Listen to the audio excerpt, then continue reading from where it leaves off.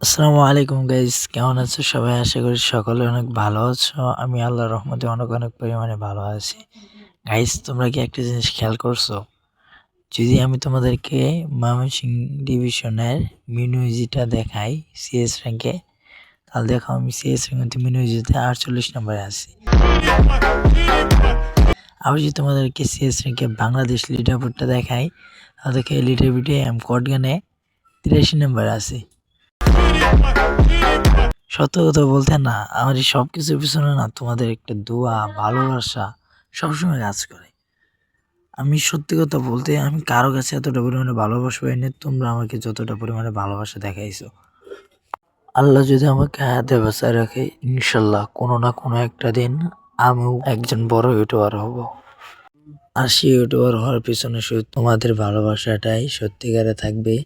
তো সবাই ভালো থেকো, সুস্থ থেকো। আল্লাহ হাফেজ।